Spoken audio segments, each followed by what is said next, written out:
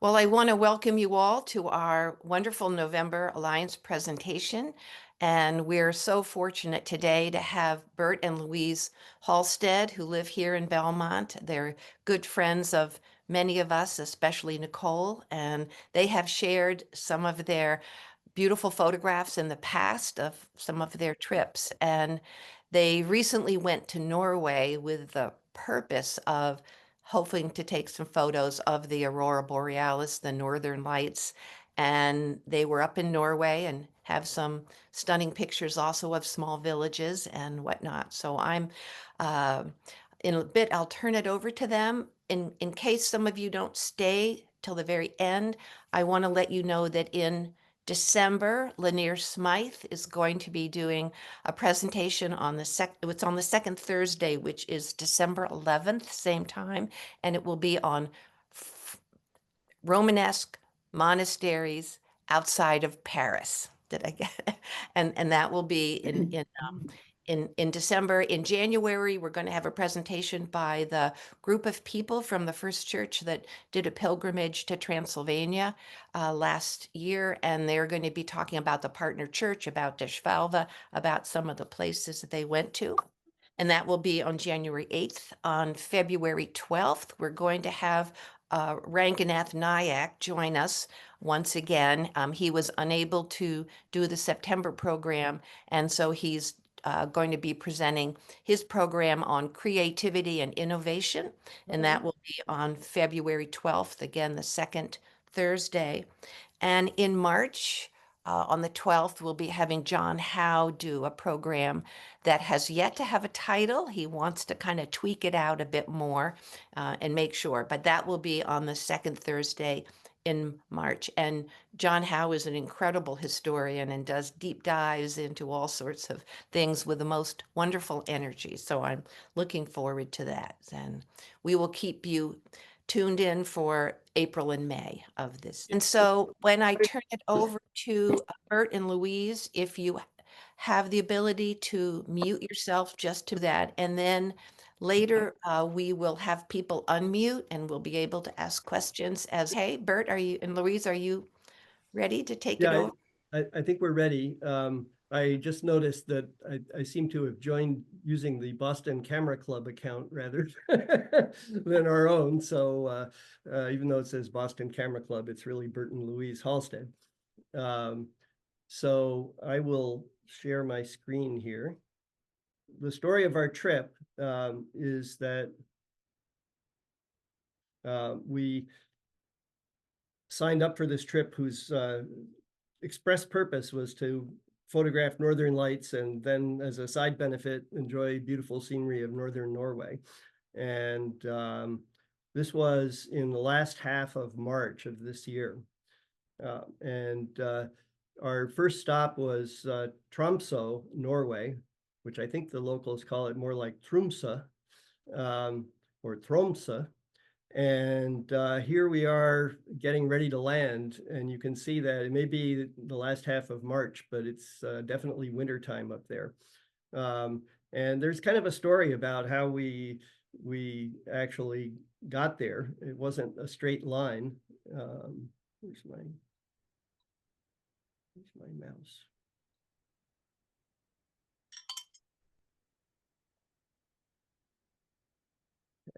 Okay. We got almost to this point on the day we were supposed to arrive. We were flying from Vienna, and geez.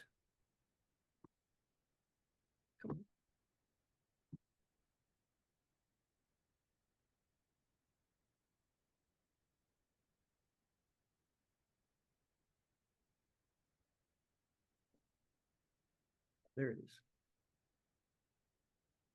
And just so that you can get a kind of orientation of where we're going to. What's going on?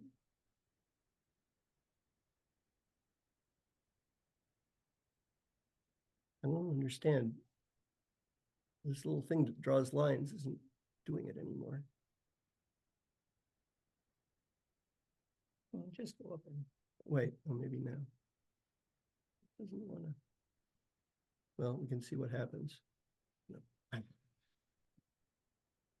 All right, well, I don't know if you guys can see my pointer moving around on the screen here. But we were headed for Tromsø, which is up here in the northern part of Norway, well above the Arctic Circle. And our connecting airport was Vienna, and we traveled along this red line, and we got to within 1 minute of landing in Tromsø with the wheels down and everything. And then the pilot guns the engines and abandons the approach because there was too much snow and wind. And we circled a couple of times, and then he took us all the way back to Stockholm, where we spent the night. And then the next day, fortunately, they were able to take us to Tromsø. So we were delayed by a day, and that is apparently pretty common up there. And luckily, we were actually trying to arrive a day early. Right. So we were on time. So we didn't miss anything.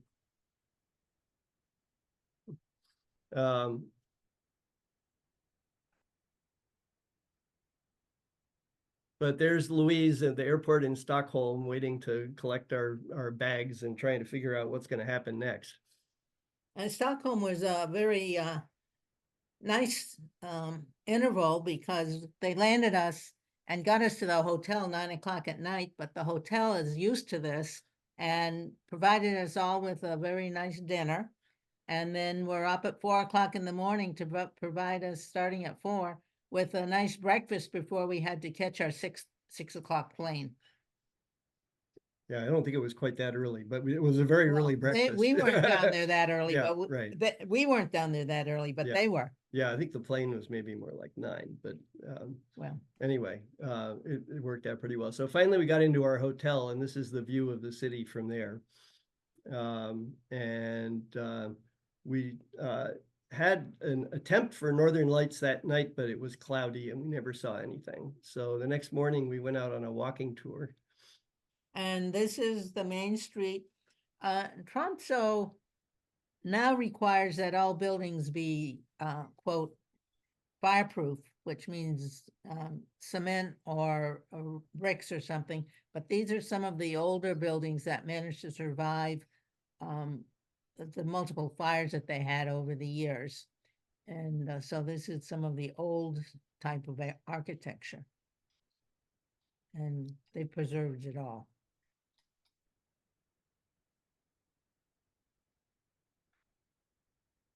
It's very strange. The one thing that draws is the one thing that doesn't work. It worked when I had. Oh, what was that? I don't know. Anyway, I guess we won't be doing any drawing. So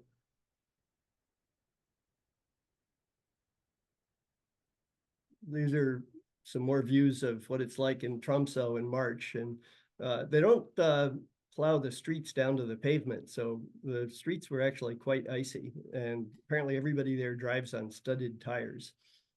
Some of the sidewalks were cleared, but it was snowing practically the whole time we were in the city. And Louise likes libraries.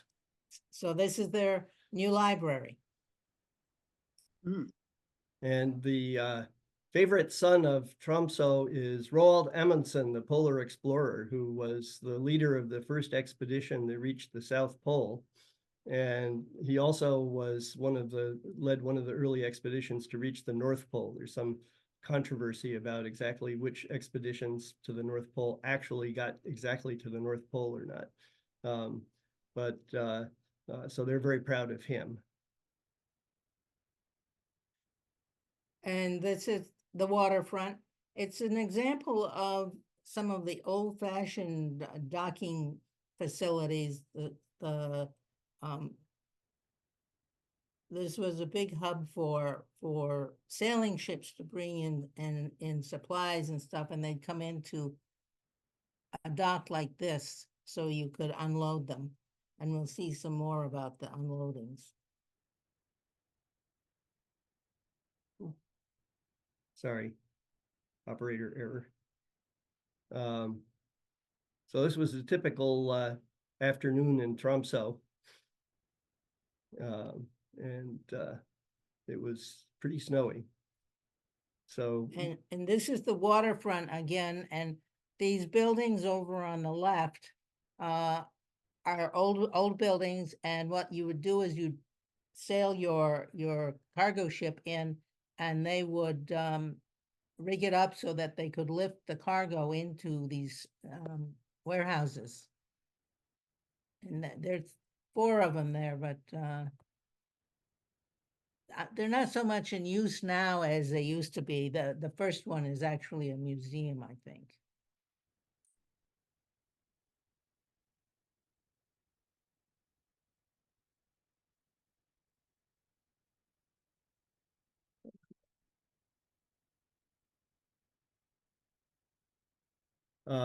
And this is that first one. It shows how you could pull right in so that you could rig something up to pull cargo up and put it into each level. So this is a museum now, and inside they had a bunch of exhibits of Arctic wildlife and ecology, and also a whole section devoted to polar explorers, including Amundsen. And we were very happy to retreat into this museum out of the snow.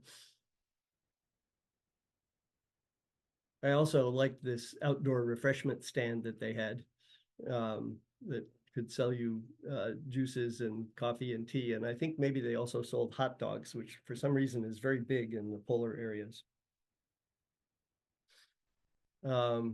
This is the Catholic Cathedral in Tromsø. And this is the Protestant one, which I think it's the Church of Norway, I think is mostly Lutheran.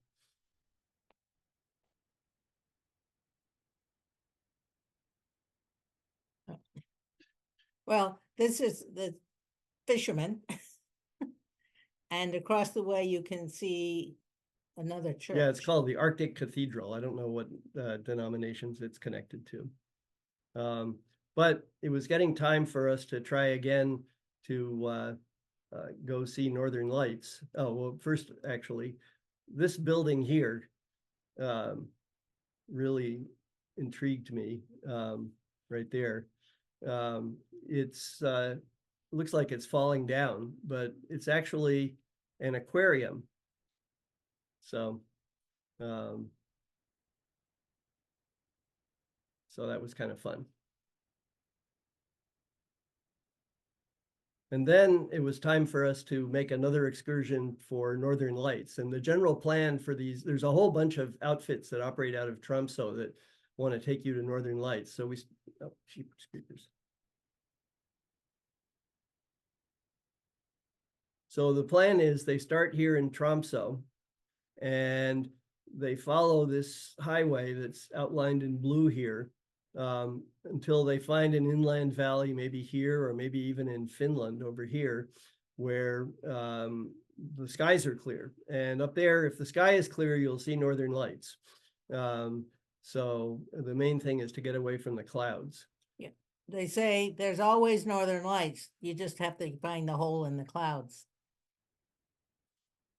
So so we found this valley where it was clear, and there were the Northern Lights. And you can see various members of our group setting up their tripods and getting excited, trying to figure out how to take pictures of this stuff.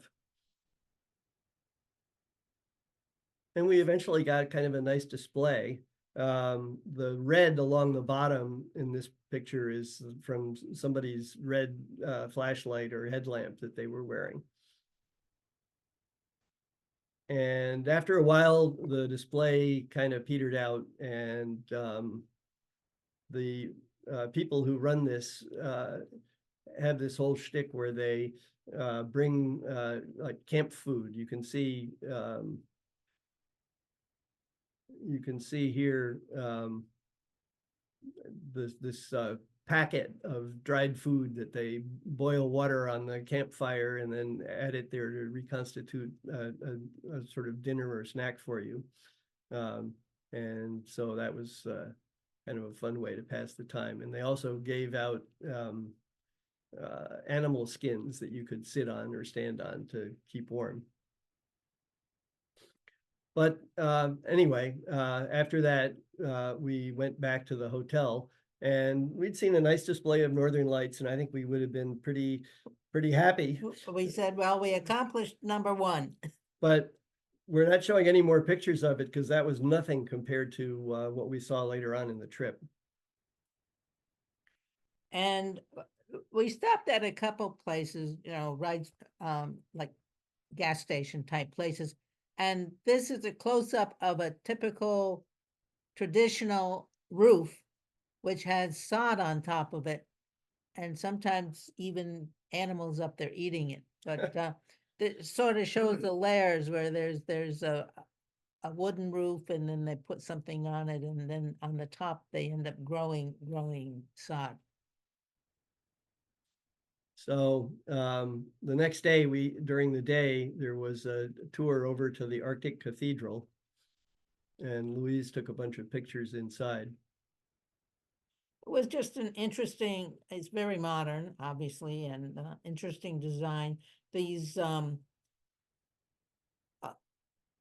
things that go up that look light, that into a teepee type of thing. Those are windows. Yeah.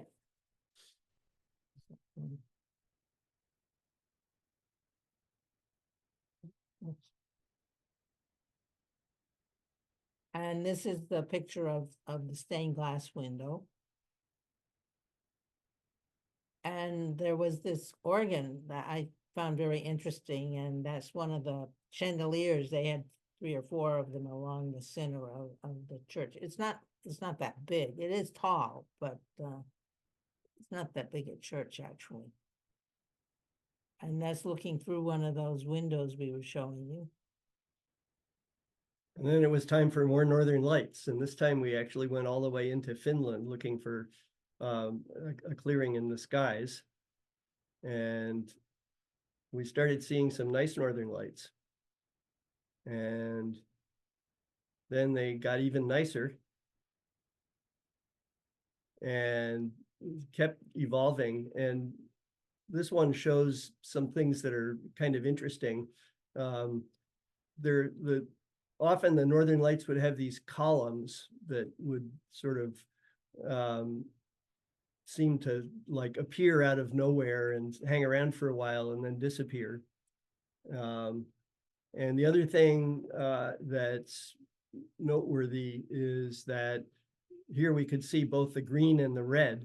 It turns out that all of the northern lights are really high up in the sky. I think that the lowest level of any of them is 60 to 100 miles. So it's way up there, and where the air is very, very thin. But the red color is produced by an interaction between the solar wind and atomic oxygen, which is way high up, like higher than 150 miles. And the green is produced also by an interaction with atomic oxygen, but at lower altitudes. And there are reasons which I could get into if somebody's really curious about why the interaction at the higher altitudes produces mostly the red color, and the lower altitudes is green. But that's the way it is. So you can often see that the bright green patterns have kind of a red extension above them, which is where the solar wind came down through. After that happened, then the show started getting really amazing.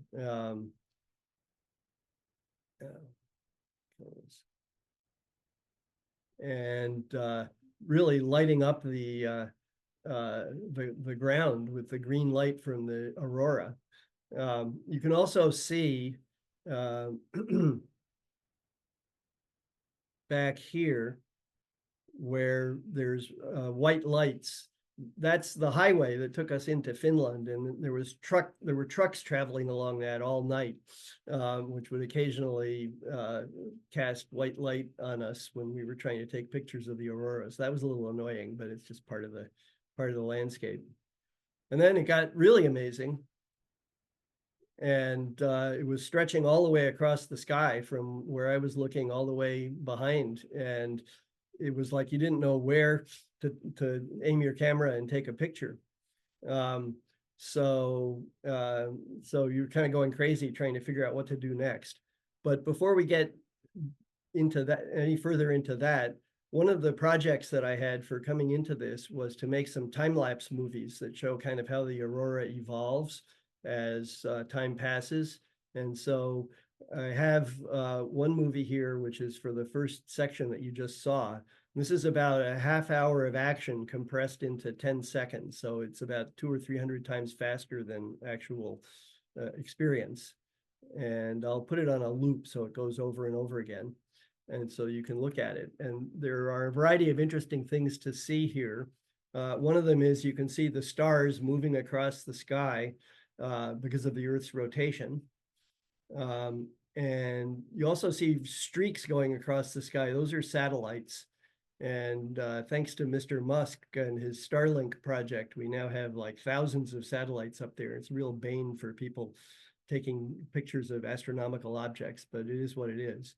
And you can also see the white flashes, which are from the trucks going along the highway. And sometimes there are red flashes over there too. And you can also see red flashes in the foreground from the people's flashlights.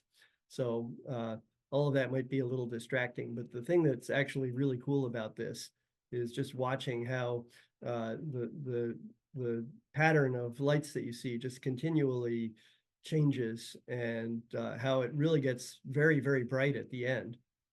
So go ahead. We were actually just off the road. The road is in back of us. And the guides are in contact. They know where all, and the drivers know where all the places are that you might want to be able to pull over, and that you can actually pull over and get out and see them. Also, all the guides are in contact with each other, so they help them find the open spaces. We didn't have anyone else here, but I'm sure they were all along the road as they came into this area, because it's where it was clear. So at the point when it got really bright, I couldn't keep shooting this way because I wanted to get some of the action that was higher up in the sky. And I have some pictures from Louise here too, from that period of time. So you want to talk about it? Okay, so here I am. It's the same spot in this, pointed in the same direction that Bert was pointed in. So this was here, but then I pointed my and I wasn't taking movies, so I pointed my camera straight up, and these are a couple of pictures that I got when I did that.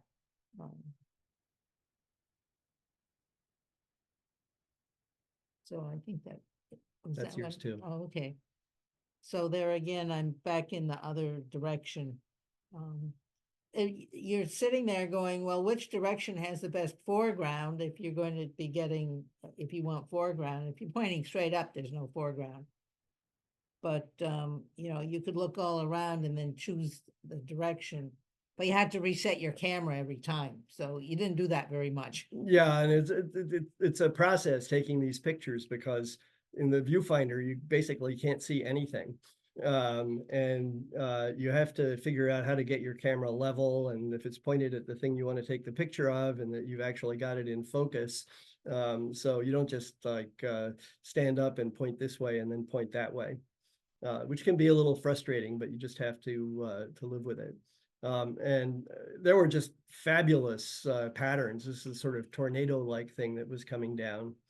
And here was a crowning type of pattern where the rays are just spreading out in all directions.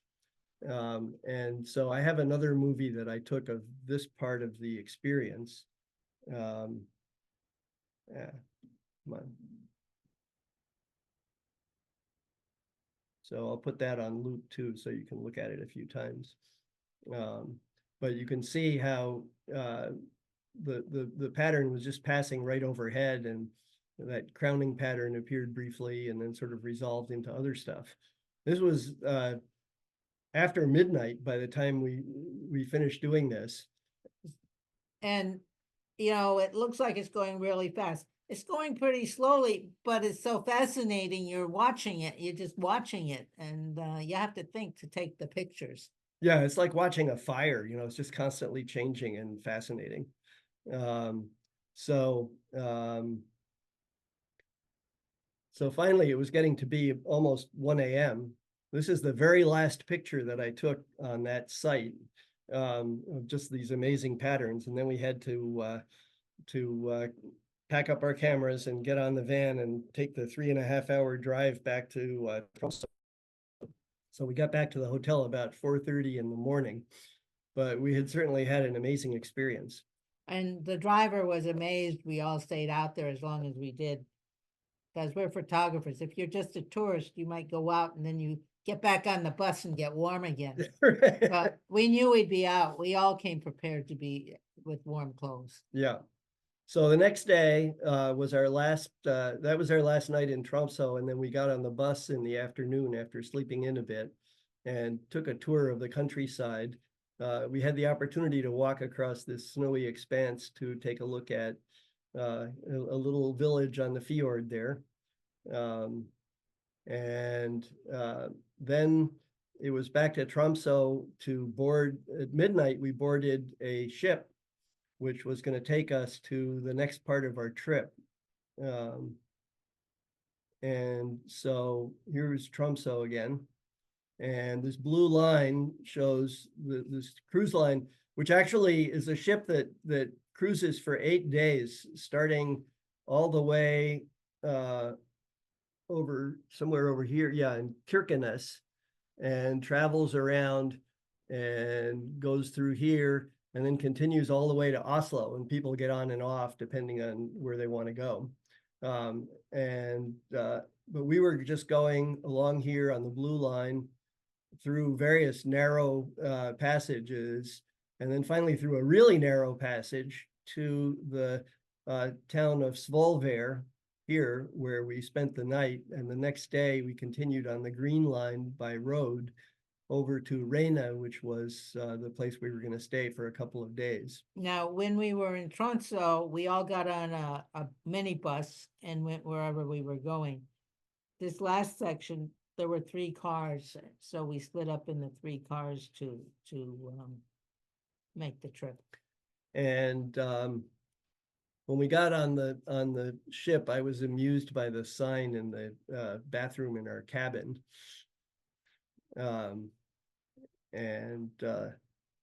Later on, I was also amused by this sign, which was the symbol for a unisex restroom. Anyway, the next morning, here we are in the ship traveling through this just gorgeous area with snow-capped mountains and little villages. This is the village of Sortland, and the ship actually pulled in there.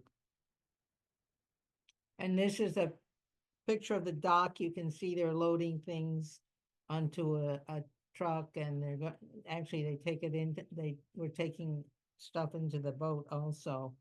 It was a very active dock. I have pictures of them snow plowing the snow into the or pushing the snow into the water to clear the dock and things like that. And then we traveled in these passages that got narrower and narrower. And there would be these little cabins. Can you imagine living in such an isolated place? They'd have their own little docks, and that was their connection to the world. Of course, what a great view to wake up to every morning.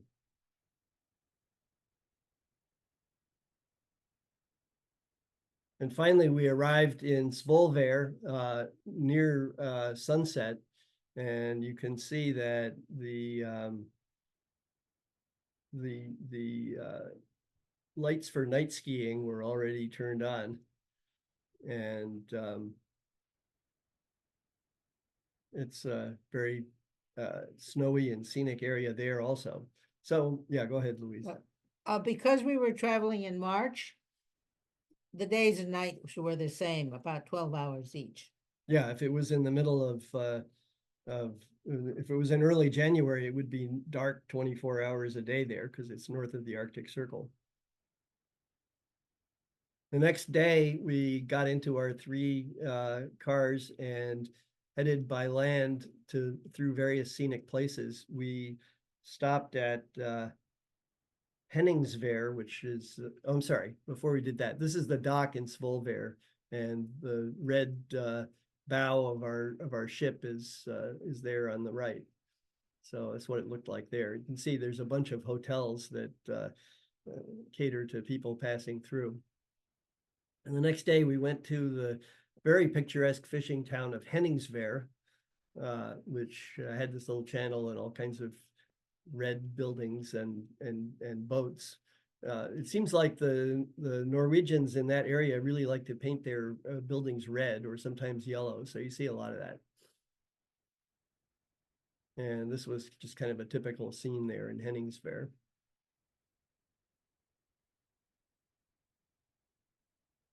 And then we stopped at a beach called Skagsanden Beach. And here's one of our photographer guides showing us how you should get out into the wet part of the sand and set up your tripod to get reflections of that mountain. And this is our reconnaissance because we're going back here. Well, yeah, we'll at see night. this. We'll see this place again.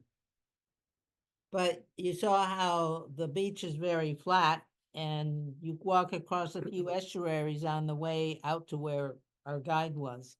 And I just pointed my camera down and this is some of the seaweed and sand. And then another one. And now we arrived at They in were pretty town. close to, maybe it was in Hemnoy or someplace, Yeah. pretty close to Reyna. We walked into this little town, picturesque town for tourists, but on the edge there was everything here has water coming in and had docks. So I was standing at the edge and looking across the water, and this is what I saw. And this is where people actually live. This wasn't part of the touristy part. The boat on the right is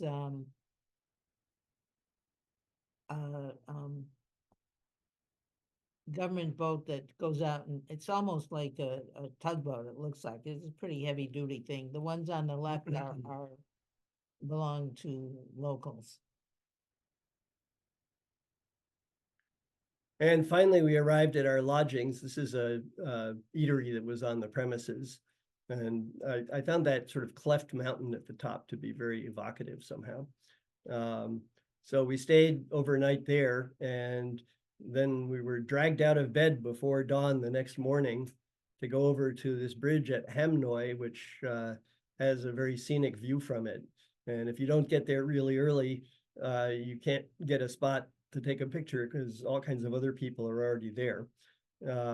And so there's all of our group setting up. Well, and other people. And some other people, although not as many as our guides thought were going to be showing up there. And this is the view. Yeah, so we're trying to take it at sunrise, but sunrise wasn't really coming. Yeah, it was a little cloudy. There were low clouds, so sunrise was behind the clouds, and then the sun came out. But finally the sun came out, and I was also experimenting with long exposures that would sort of blur out the waves and give kind of a different texture to the surf.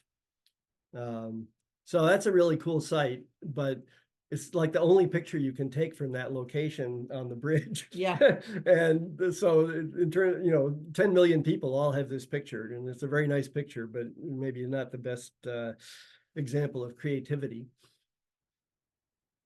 And we got back to the lodgings that we were at, and I took this panoramic picture. There was a little harbor in there.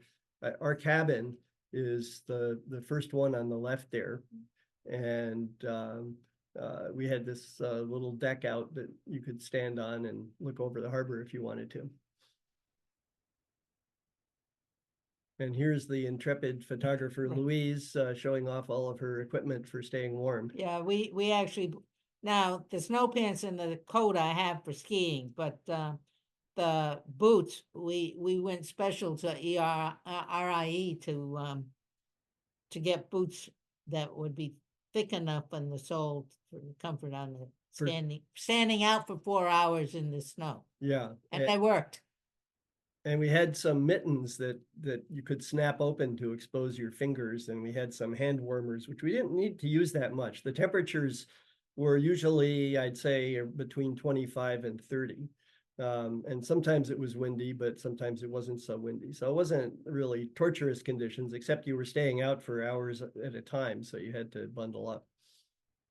And that evening, we ate at a restaurant close to this picturesque little village here. And contrary to the odds, it was getting clear.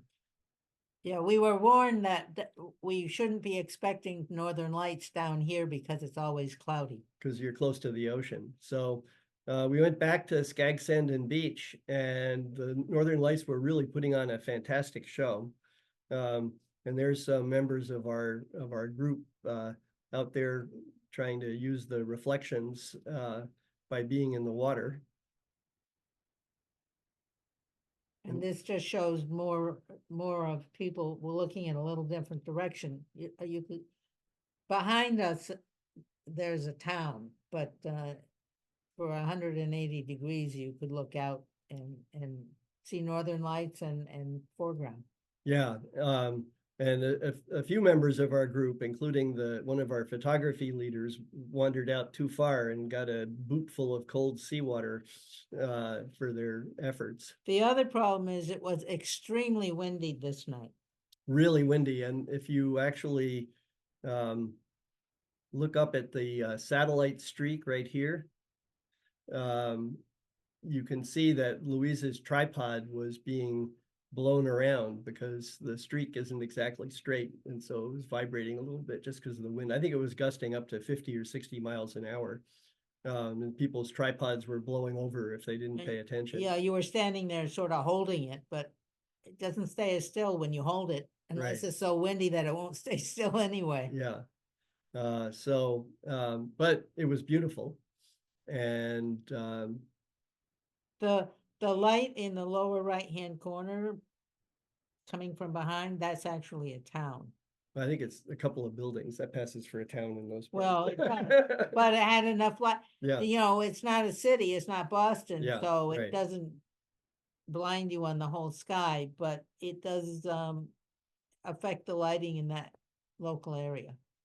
And this was looking in the other direction, could look over some rocks, and there was a little highway rest area and concession stand over there. And the show was just magnificent. And you know, we could have stayed there a long time, except we were getting so windblown that we finally decided to leave. So this was the last, or close to the last shot that I took from there. And then we had to go. And while walking back to the parking lot, I just aimed my iPhone up because it was so bright to see what would happen. And so that's just a handheld iPhone picture of the Northern Lights. It's amazing what those phones can do these days. And we headed over to a different location that was more sheltered, which was close to that Hamnoy Bridge where we were taking pictures in the morning. And also very picturesque in terms of the mountains and so on that are in that area. And sure enough, the lights kept performing for us. And I'm just fascinated by some of these patterns that show up that look like tornadoes. And here was one with really nice columns and really very bright. And so I have another movie from this time-lapse movie from this section of the trip. Oh, and this one, I like to say, I think behind that dark cloud, there's probably a flying saucer beaming down. But anyway, I have another movie that covers this section of things. Where can I get the control panel for the movie? There it is. And so I'll loop that a couple of times so we can look at it. But you can tell if they're clouds, you can't see it. But some clouds can make it more interesting. And I also was quite interested by the reflections in the water.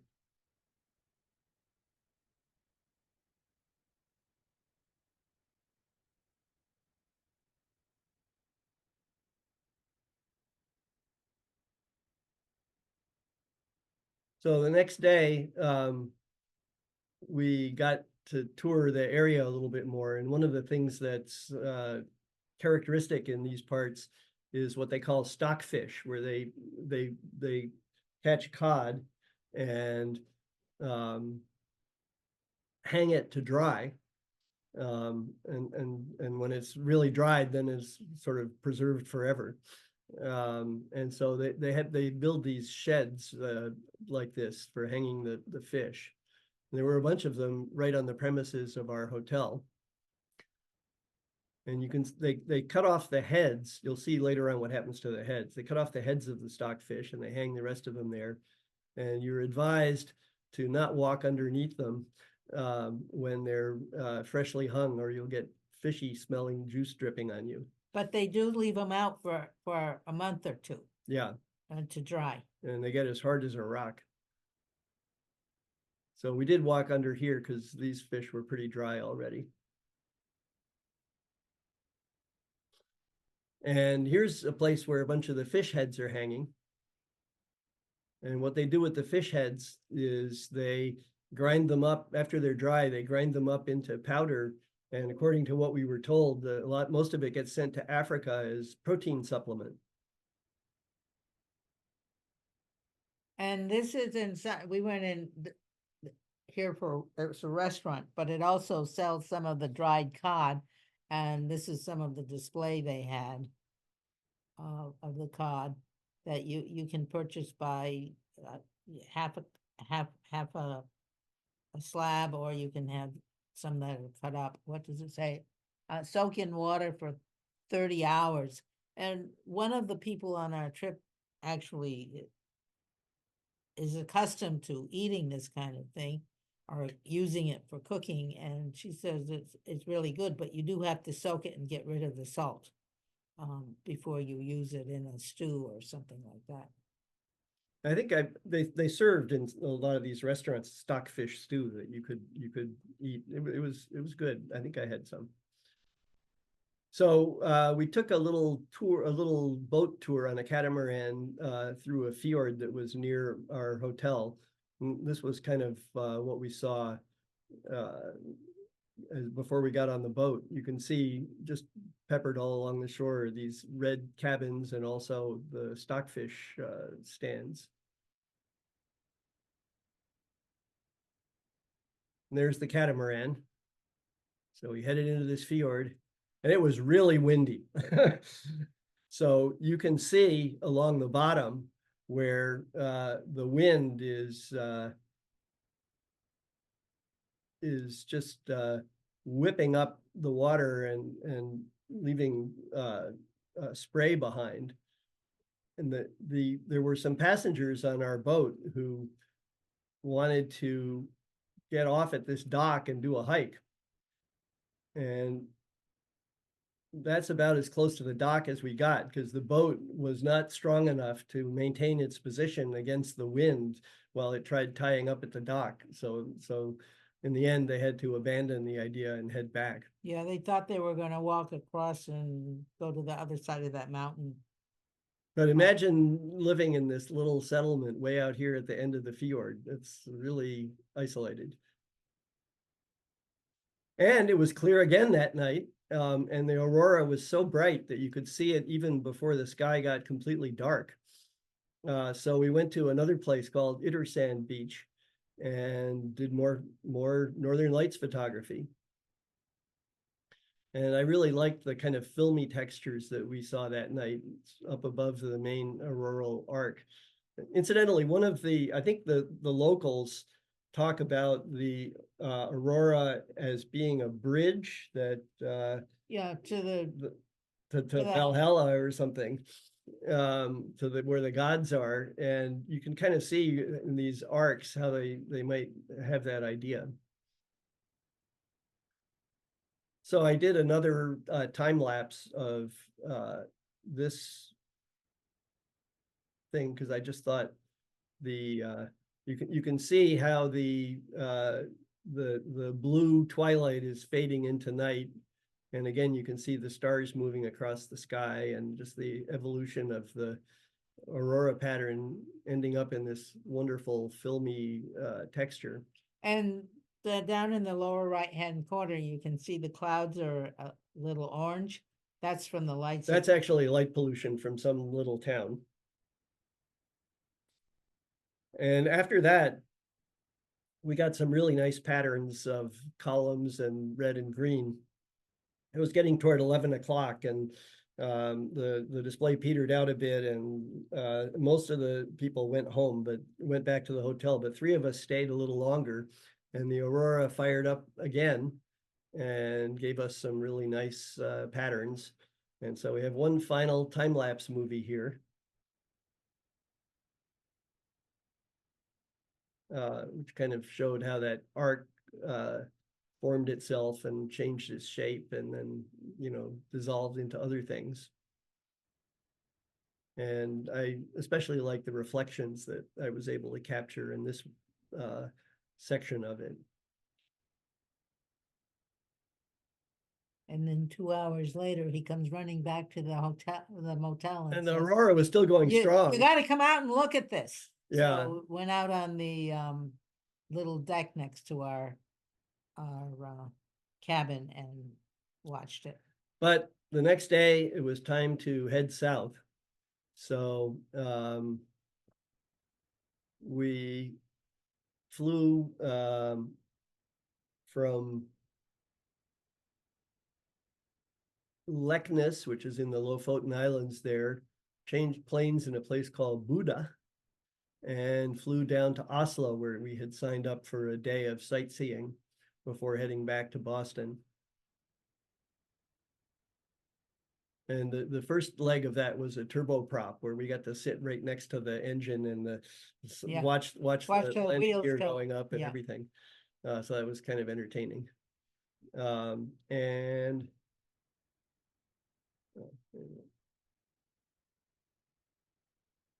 And so the next morning, we embarked on a day-long walking tour of Oslo, and this was a neighborhood near our hotel. You can see there's some murals on some of the walls, and lots of English, also some graffiti. Well, and these are some of the buildings that show their requirement that they be fireproof. They're not as old as the ones we saw in Tromsø, and they're made out of cement or brick or not wood. But I think this is a typical neighborhood where residents of Oslo live and eat and shop and so on. And this is a sign on many of the buildings, and it explains how this building is historic. But of course, we don't know anything about it. So except 1814. Yeah. So if your Norwegian is good, you can tell us what this is. And this is one of the buildings, probably military housing or something at one time. And now people live there, or in some of the buildings, they have museums and whatever. But it's one of their older buildings. Yeah, I think it was an old military installation that they took us through, a fort of some kind. Yeah. And just pictures of the doors. They're pretty hefty. And then we walked on toward the harbor in Oslo. This large gray building is the Munch Museum. And you probably have all at some point or other come across the famous painting, The Scream by Edvard Munch. And so there's a whole museum devoted to him, which we didn't have time to go into. Well, one of the people with us actually left the tour and went in there, but we took a right at the end of this orange building because there's more over there of the harbor. But anyway, it's a kind of an interesting building. It has funny angles to it. But before we went any further, I turned around, and this is a couple of, I think, apartment blocks that seems to me have a very Scandinavian style to them, that, you know, people live in there. And then we came to the harbor, where I was quite taken with this sculpture they have out in the middle of it that looks like a sailing ship. And you can see there's all kinds of eateries and museums and who knows what all along the shore. And we're actually standing on the opera house. Well, we're standing there. Yeah. And so that pink building was built between 1916 and 1920. And at the time, it was the largest concrete building in Europe. And our guide told us that sometime in, I don't know, the 50s, they wanted to take it down and replace it with something more modern, but it was so solidly built they couldn't do it. I looked in Wikipedia and did not find that story, so I don't know how authentic it is. But anyway, it's a pretty big thing, and it has offices in it now, and you know, it's a terminal for that funny ferry boat that you see in the water that looks like it's got a sort of Z pattern of white paint on it. And this is standing on the premises of the Oslo Opera House, which has this glass side that made a very nice mirror. So we'll walk down to the end and take a right and go, So this is, so we can look across the bay there at the Opera House. so that's the Opera House, very modern architecture. Very interesting. And you can see you can walk all around up and down those slopes. And this is Norway, so right in the middle of the city, if you suddenly are struck by the need for a sauna, they're ready for you. And we saw people using this sauna and tromping around in their bathing suits when the temperature was 40 degrees or something. Actually, it wasn't that bad a day. It might have been No, 50. we were pretty comfortable. Yeah. Yeah, I almost wished we didn't have our coats. But yeah, they had several of these right there along the harbor. You can see we're right across from the Opera House. And then we went to a park that has lots of statues. It was designed, and then after it was designed, this particular statue was added because the statues in the park are all nude, but this one's clothed. And the bird is actually a bird, not part of the statue. Yeah, we have this picture because Louise loves birds standing on things. Is that what it Yeah. is? Um, It's because I was standing in this location waiting for things to happen. I said, oh, well, that's an interesting one. And we went to Google Street View later on to try to identify exactly where it was. And in the Google Street View, there's also a bird standing on this statue. Anyway, this is what the park looks like. And there was a sculptor by the name of Gustav Vigeland who negotiated a deal where he got free housing from the city of Oslo for 20 years and support for creating all of these sculptures. And he was very interested in the cycle of life. So these are like from babies to old people and families and everything in between. And this large fountain area in the center is surrounded by little statues that are about the tree of life, and they show people in various stages of life. Well, and it starts at the far end. Well, right, there's a whole bunch more. We started at the other side of this bridge. Yeah, there's a whole row of sculptures here and here that you walk in here and you finally get to this thing. So, but let me erase all of that. And then here was one of the Tree of Life sculptures with a little boy or girl in it. And this is a guy running across the bridge. And he's got a little boy on his back holding on to him. So I thought it was interesting just be able to see the little boy through his arms. And this is the gate up toward the top. There was another panel on the other side, and it was just an iron gate. But Vigeland's thing was to make all of the sculptures and art be depicting nudes, because that was the only way in his mind to make it timeless. There wouldn't be any, clothing that, reflected a particular period. And the centerpiece of the park is this monolith of bodies. that you can see in the background there, and it's surrounded by various sculptures that show different stages of life. And I was particularly taken by these two kids riding their mother's back and harnessing her to do their bidding. And they look like they're having a pretty good time doing it too. But you can see behind that a bunch of statues that depict other tableaus. And I think anybody who's been a parent can identify with this particular moment.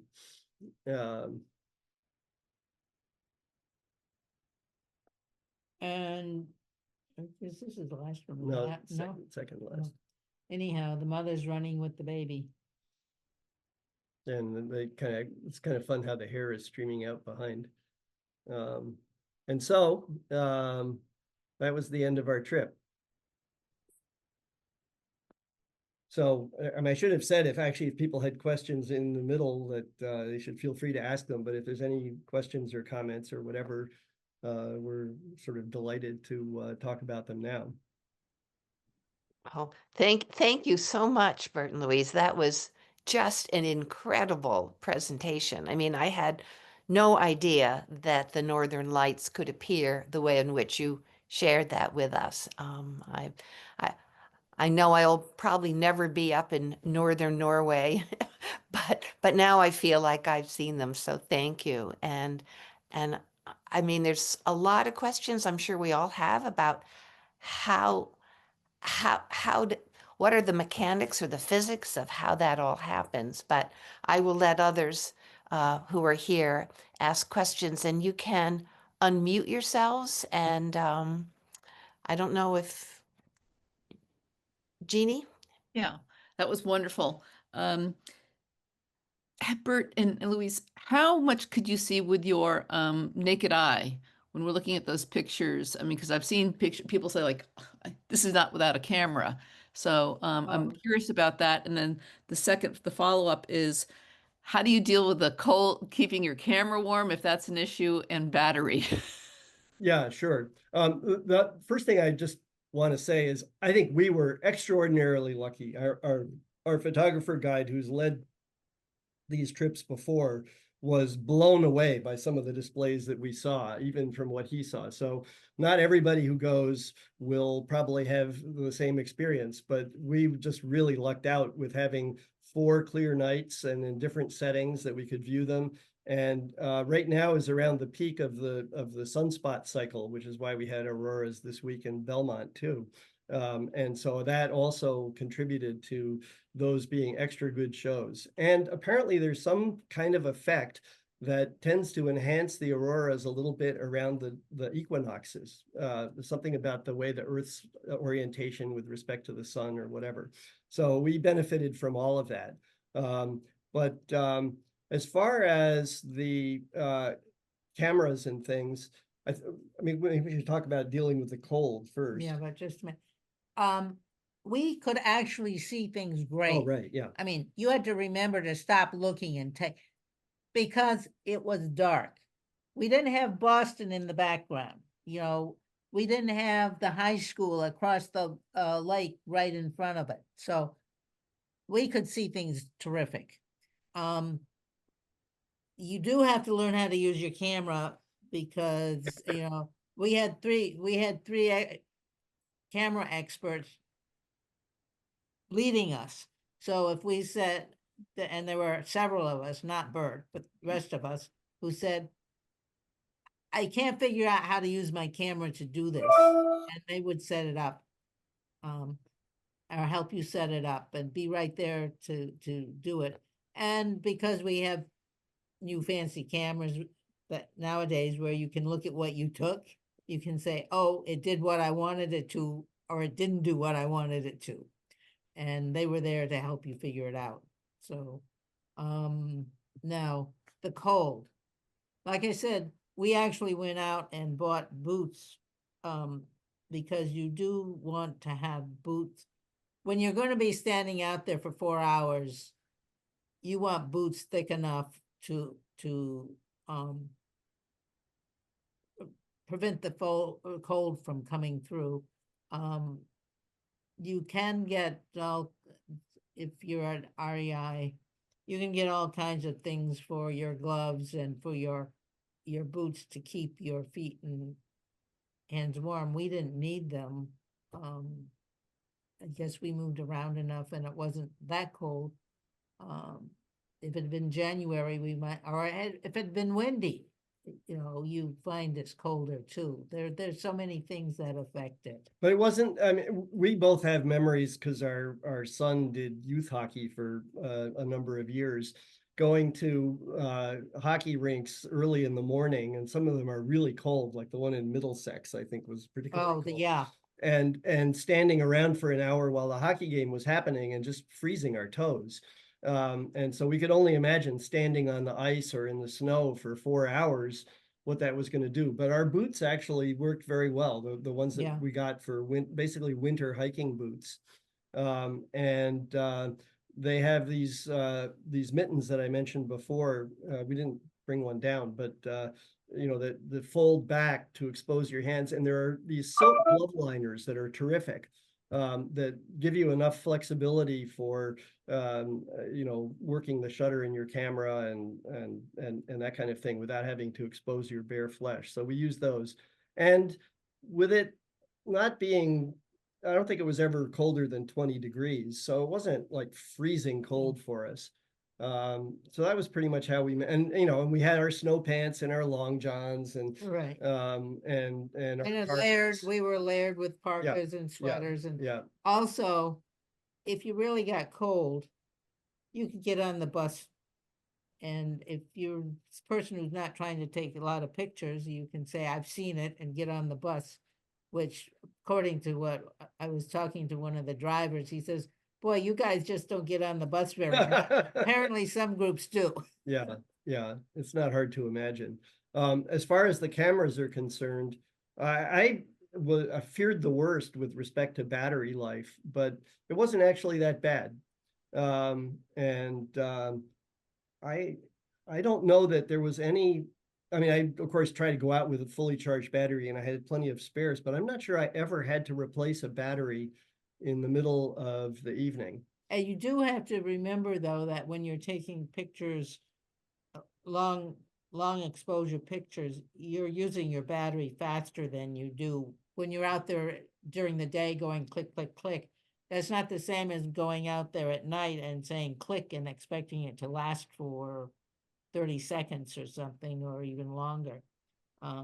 So you do take a lot of extra batteries Well, the other thing that, and keep them warm. yeah, and you keep them warm. in your pocket. You Yeah. put them in your pocket next to your, you know, the pocket that's next to your skin, not the pocket that's out, way out. Well, the other thing that I think, you know, Gene will probably appreciate at least is that the camera I used for taking pictures like this one was my old trusty Canon 6D, which is not a mirrorless camera. It's probably 12, 13 years old. But so it doesn't go through batteries quite as fast as the mirrorless ones do. And I did buy for each of us, before we went, a really wide angle lens. So this, all of the pictures that I took of the auroras were taken with a 14 millimeter f1.8 Sigma lens that I bought for the Canon, which actually is no longer made, but I was able to find a used one at B&H Photo and Video. And it was a bit of a splurge, but this trip was a bit of a splurge. So I figured that, you know, it was worth it. And we got Louise for her camera. She has a Olympus OM 5, which is not to be confused with the old Olympus numbers from, you know, 50 years ago. Yeah, it's a mirrorless camera. But it has a sensor that's half the size of a full frame sensor. And we got her a 7 to 14 or something like that millimeter zoom lens, which was a sort of equivalent to 14 millimeters on the full frame sensor. Now, when you're traveling, you also have to think about, you take all these batteries. So say you have 3 batteries and you go through them in the day because you're taking so many pictures. You have to have a way to charge them. So you try and get something so you can charge them overnight. Did we miss anything from your question, Gene? And I can't see everybody's faces, so if somebody else has a question, just call it out. Yeah, this is Richard Waring, and I really enjoyed seeing this. Absolutely fascinating, and I especially appreciated the little movies and Yeah. how things changed over time. It was really wonderful. I happen to have, I don't know if you can see this, but it's a piece of Labradorite, and this is from Labrador, and the Inuit say that it is fossilized northern lights, northern Interesting. lights that have been trapped in rock. So thank you for bringing me even closer to seeing these wonders of nature. This has really been fantastic. Oh, well, thank you for watching. I I should mention, I don't know if any of you have read about this, but I've heard that some people say that when they see the northern lights, they sometimes also hear things. Hmm. Um, and we didn't hear anything. I don't think anybody in our group heard anything No, when we we saw any didn't. of these displays. But I asked our guide who takes people out every night for the Northern Lights whether he knew anything about that. And he said, well, he hadn't ever heard anything either. If for the people who do hear it, it's kind of a mystery what the mechanism would be, because the actual phenomenon is happening 100 miles up in the atmosphere. And so that's still kind of unknown thing, but it's apparently not a widespread experience. I can answer that.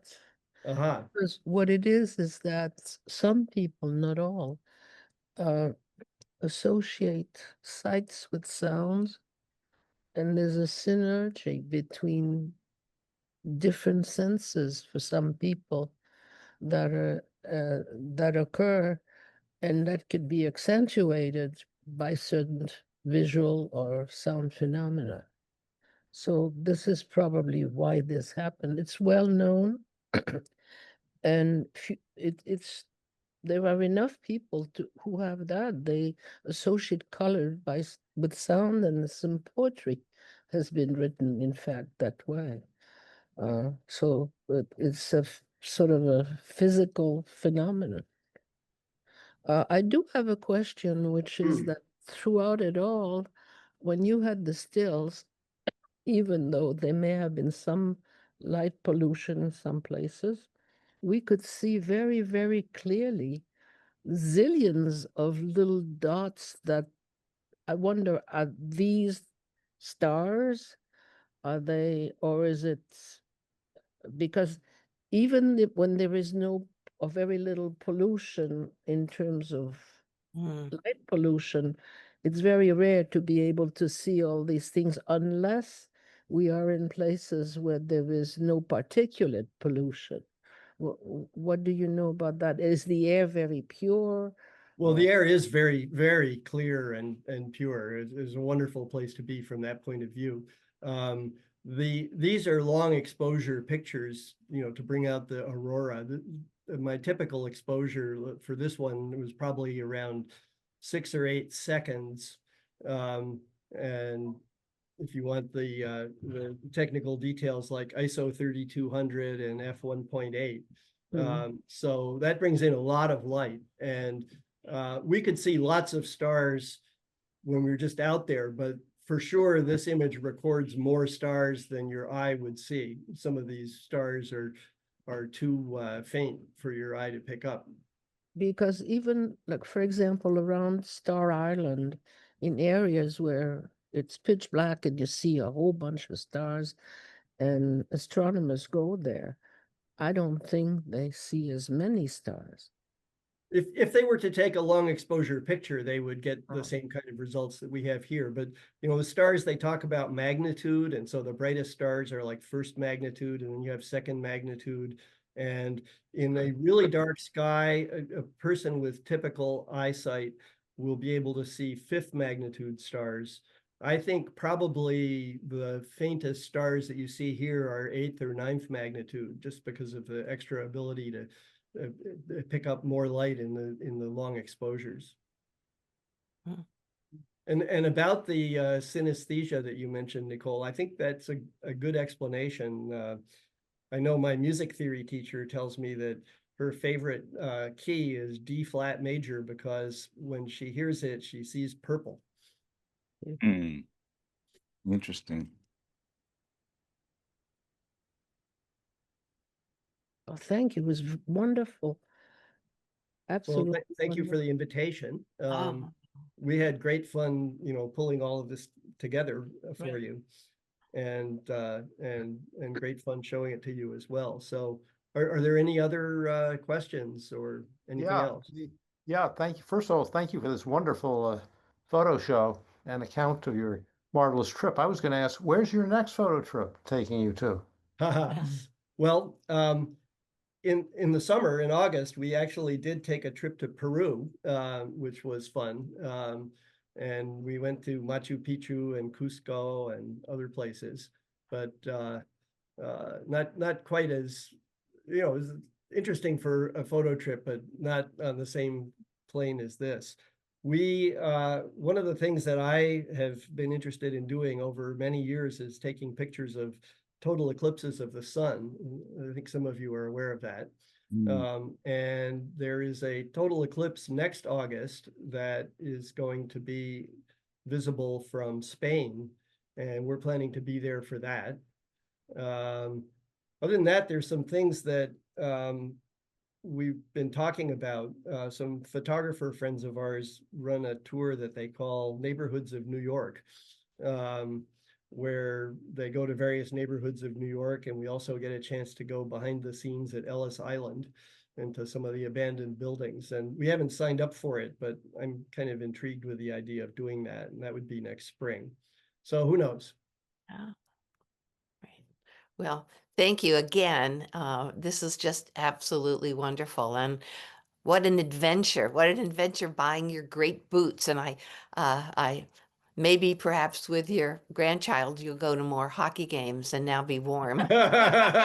Will be warm, huh? Yeah, right. And there is the Belmont rink, there's going to be a grand opening on Saturday. So it'll not be the same rink that you knew for all those years. Yeah, I need to go see it. I haven't been there yet. Yeah. And Louise, the library soon. Yeah, Yeah, I yeah, know. yep, January. Yeah. So thank you. Any other final comments or questions? Just thank you so Thank much you. for a really wonderful presentation and Right, a thank you, feast thank you. for the eyes. Yeah. And join us again December 11th. Lanier Smythe will take us over to France and the outskirts of Paris, and we'll look at some Romanesque monasteries and things like that. So wonderful. All right. Well, thank you one more time Thank for you. the Yeah, thank invitation. you. We